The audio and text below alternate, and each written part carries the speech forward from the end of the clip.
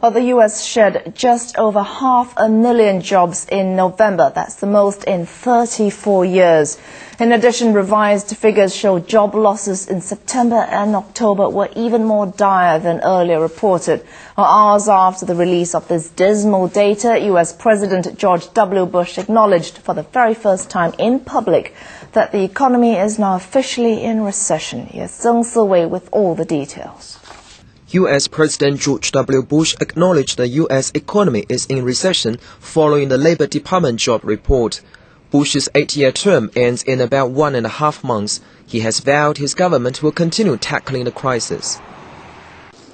It's going to take time for all the actions we've taken to have their full impact. But I am confident that the steps we're taking will help fix the problems in our economy and return it to strength. But investors believe the employment outlook remains bleak, especially as the layoffs keep coming.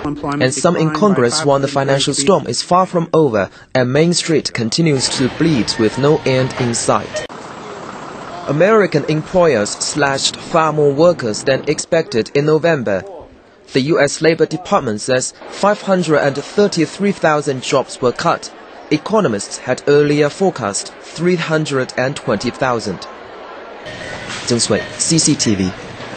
Some of the very few people who could have drawn any relief from this latest jobs report would have been the bosses of America's top 3 car makers. They are still pleading for a federal lifeline. The U.S. president and congressional leaders have seized on the grim figures to drum up congressional support for bailing out auto giants GM, Ford and Chrysler. But they have clashed again over the exact terms of the rescue plan and where this money ought to come from.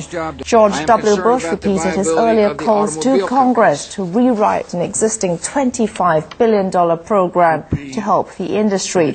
The Bush administration also argued that the Treasury's $700 billion bailout plan should be reserved for banks and other financial institutions.